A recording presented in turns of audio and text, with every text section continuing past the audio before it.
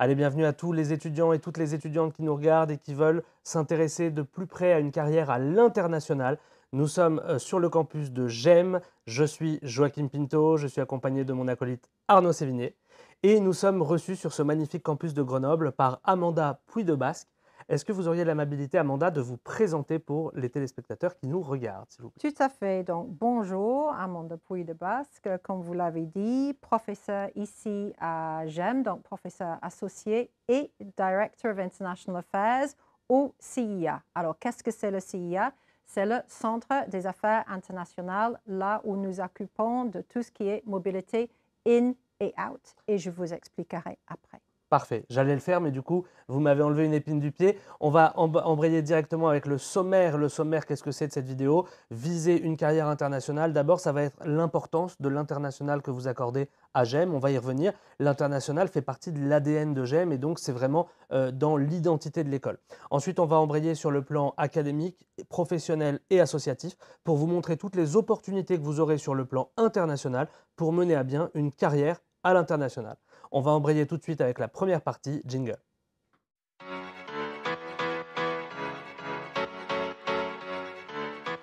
Alors Amanda, par rapport à l'état d'esprit de GEM, quelle est l'importance donnée à l'international? Alors, l'international est vraiment transverse, c'est partout. Nous demandons à nos étudiants d'avoir d'abord une expérience internationale pour être diplômés, pour le DESMA. Et donc, cette expérience internationale peut prendre plusieurs formes. Et pour nous, pour notre service au CIA, c'est vraiment pour tout ce qui est mobilité, c'est-à-dire échange transcontinental ou double diplôme. Donc, nous avons 3 possibilités sur 2 ans quand ils sont ici, donc le M1 et le M2, C'est ça, ou le 2e année et le 3e année, si vous voulez bien. très Donc clair. voilà, énormément de possibilités avec 145 partenaires dans 34 pays et à peu près 60 doubles diplômes à l'appui aussi. Donc, l'idée, c'est de dire quoi? C'est de dire que quand vous aviez dit mobilité in and out, ça veut dire que à chaque fois que vous envoyez des étudiants dans le cadre d'un échange, il y a aussi le partenaire qui lui-même envoie des étudiants. C'est comme ça que ça fonctionne. C'est exactement ça. Il y a une vraie réciprocité. Ouais. Donc, cette réciprocité, elle fait qu'il y a de l'international aussi, même sans forcément quitter le campus, parce que sur le campus, du coup, on reçoit les étudiants des autres nationalités. C'est ça, et ça s'appelle Internationalization at Home. Et donc, nous avons la chance aussi d'être sur un campus, on va dire, donc multilingual, multicultural et très divers. Vous partez dans les couloirs, vous allez entendre énormément d'autres langues, d'accents, c'est vraiment parfait. Vous allez pouvoir aussi poursuivre avec des parcours en anglais, en plusieurs langues, avec un faculty qui est composé de beaucoup de professeurs comme moi-même, qui ne sont pas native French. Voilà. C'est ça. Et cette vision internationale, elle est intéressante à la fois sur le plan de la langue, vous Oui. l'avez dit, parce que l'enseignement, on va le voir juste après, il peut se faire en anglais ou en trilingue, mais c'est aussi intéressant sur le plan intellectuel, parce qu'un professeur de marketing ou un professeur de finance ne va pas forcément montrer de la même manière, pas les mêmes exemples, il ne va pas faire travailler son groupe de la même manière, et donc c'est intéressant pour s'approprier la multiculturalité, c'est intéressant aussi d'avoir cet écosystème dont vous parlez. C'est tout à fait ça. C'est pour les étudiants qui partent en échange dans un de nos partenaires qui, là, pour 75% de ceux qui sont accrédités, comme nous, ACSB, AMBA ou EQUIS. Et là, ils vont pouvoir développer justement des compétences linguistiques, des compétences interculturelles et des compétences aussi d'ordre développement personnel, tout comme ce professeur de marketing ici à GEM, dont vous avez parlé il y a 2 secondes. Oui, il va venir aussi avec une autre culture, une autre méthodologie, un autre bagage culturel, comme on dit ici. Ouais. C'est Clair. intéressant. Et justement, on va passer à la partie suivante, à savoir le cursus du PGE d'un point de vue académique. Jingle.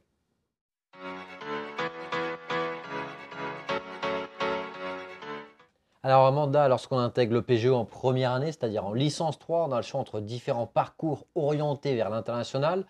Le premier, c'est la possibilité de faire le parcours management, donc c'est des cours fondamentaux 100% d'anglais, donc c'est l'English Track. On a aussi la possibilité de faire un parcours trilingue, 50% anglais, 25% français et 25% allemand ou espagnol. C'est tout à fait ça, oui. Et à la fin de cette première année, vous pouvez faire un stage, un CDD ou un projet associatif d'une durée de 6 semaines à l'international. Donc vous voyez, il y a un penchant académique et un penchant professionnel dès votre entrée au sein du programme Grande École en licence 3. Ensuite, on va passer à la deuxième année, à savoir le M1. Donc la slide s'affiche, vous avez toujours la possibilité de poursuivre en English Track parce que vous pouvez faire la totalité de votre PGE en English Track. Et là, pour la première fois, vous pouvez partir à l'international, comme vous l'avez dit, Amanda, en échange universitaire au sein d'une des 145 universités partenaires. C'est ça. Ou alors avec un parcours transcontinental. On a noté des destinations comme Cambridge, Bangkok, Pékin ou encore New York à la Pace University. Oui. Quelle est la différence entre un échange universitaire dans une université partenaire et le parcours transcontinental?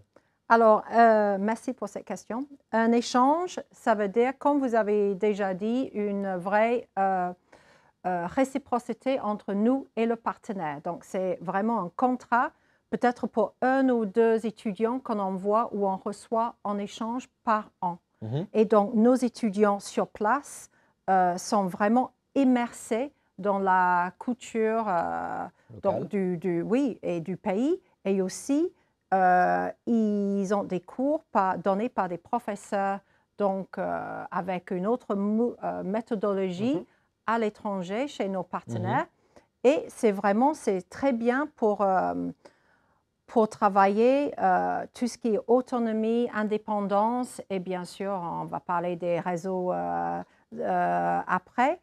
Par contre, un transcontinental, et là, la différence, on envoie peut-être un groupe de 25 ou 30 étudiants dans un même endroit, chez un partenaire. Et on ne va pas les demander de prendre des cours différents. On va les donner, par exemple, un parcours fléché. Donc ça, c'est une véritable co-construction entre nous et nos partenaires. Des fois, c'est juste des cours de GEM ou c'est la moitié des cours de GEM et la moitié des cours de notre partenaire. Donc, c'est vraiment très intéressant. Et tous ces parcours fléchés, donc on appelle ça des transco, ils ont tous un petit… Une spécialisation, un accent du pays. Par exemple, on va dire à McGill, c'est International Business pour tout ce qui est au Canada. Pace à Pace, c'est à Wall Street, donc c'est carrément sur Wall Street Pace. Donc c'est finance. Il y a aussi Sassine avec Entrepreneurship parce que c'est connu pour ça. Donc chaque parcours a un accent et en fonction aussi de la spécificité du pays, parce que si on est dans un pays qui a un écosystème finance fort, on va avoir des professeurs, on va avoir une vie entrepreneuriale, etc. Donc les parcours, les spécialisations de Transco, elles n'ont pas été choisies au hasard, elles ont été choisies bien sûr par rapport à l'appétence qu'il y a dans ce secteur dans le pays. Vous allez terminer cette année de Master 1, donc la deuxième année du PGE, par une expérience professionnelle et encore une fois, vous pouvez la réaliser à l'étranger. On passe au Master 2 et en Master 2, c'est exactement le même mécanisme. On peut repartir dans le cadre d'un parcours international en université partenaire dans les 145 et on peut repartir en parcours transcontinental. Est-ce qu'on peut préciser que c'est des destinations différentes en M1 et en M2 ? J'aimerais bien le préciser aussi, mais j'aimerais bien dire donc aux étudiants qui nous regardent qu'ils peuvent partir par exemple en 2 ans en M1 et en M2 dans 4 destinations différentes du Transco. Par contre, s'ils visent un double diplôme en 3e année, ils ne peuvent pas partir en échange en 2e année. Ils peuvent partir sur un transcontinental, mais pas en échange. Pourquoi? Parce qu'il y a certains cours de tronc commun qu'il faut suivre et donc toutes les combinaisons ne sont pas possibles. Mais si on reste sur le côté positif de la chose, ça veut dire qu'on peut faire 4 transco, c'est ça que vous venez de dire? C'est exactement ça. Donc on peut cumuler jusqu'à 2 ans, puisqu'un transco c'est un semestre, 2 ans à l'international, hors période de stage. Parce qu'on peut rajouter les stages de fin de L3, le stage de fin de M1, le stage de fin de M2 et éventuellement l'année de césure. Donc ça voudrait dire qu'un étudiant à GEM, il peut faire entre 80% et quasiment 100% de sa scolarité à l'étranger. Donc ça, c'est vraiment quelque chose qui est majeur.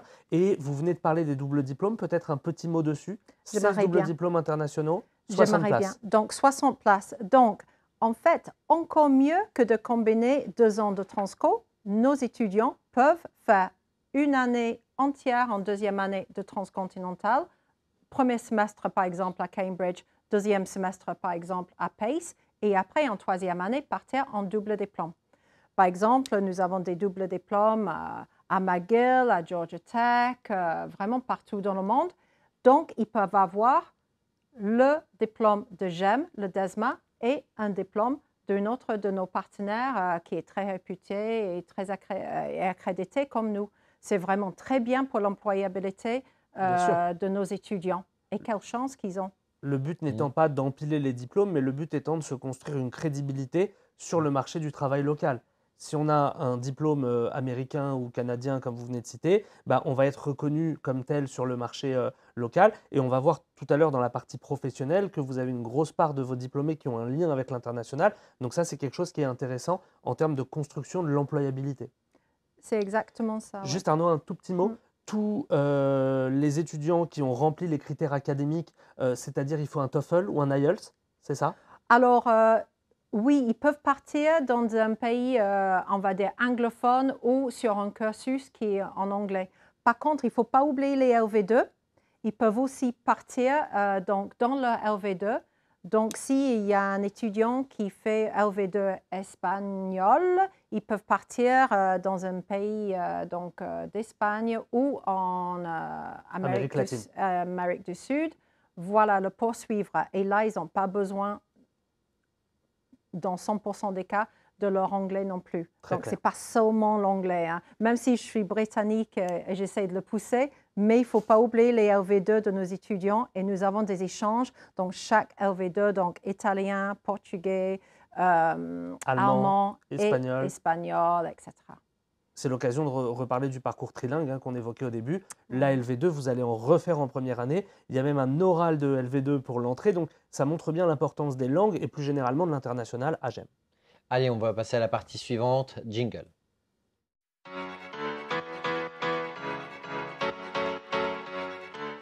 Alors, qui dit catégorie professionnelle, dit insertion sur le marché du travail. Lorsque vous visez une carrière à l'international, on vous recommande fortement d'effectuer vos stages, que ce soit les stages en fin de L3, M1, M2, ou alors un stage que vous pouvez faire durant votre année de césure à l'international. Donc, n'hésitez surtout pas à le faire, ça sera un vrai plus sur votre CV, une vraie valeur ajoutée. Et il y a différents moyens d'être en lien avec l'international. Ça peut être par de l'expatriation. Il y a un tiers des étudiants de GEM qui ont un lien direct avec l'international en expatriation dans le réseau alumni pour une durée moyenne de 4 ans passés à l'étranger. Mais ça peut être aussi du lien avec l'international depuis la France. On peut, depuis la France, si on travaille par exemple en banque d'affaires ou si on travaille dans une grande multinationale, être amené à travailler en anglais, être amené à travailler avec des business units qui sont partout dans le monde. Et là, on retrouve cette multiculturalité, ce management de l'interculturel que vous mentionniez tout à l'heure, qu'on retrouve dans les petites classes AGM, qu'on retrouve avec les profs. Et donc l'international, ça peut être depuis la France ou depuis l'étranger. On vous a mis un certain nombre d'entreprises qui recrutent. On les a mises parce que c'est des entreprises qui ont des ramifications partout dans le monde et donc qui vont vous permettre, bien sûr, de mener à bien une carrière internationale, même si, évidemment, vous pouvez aussi le faire dans des PME européennes ou internationales ou dans des startups. Allez, à présent, on va passer à la dernière partie, à savoir la vie associative, jingle.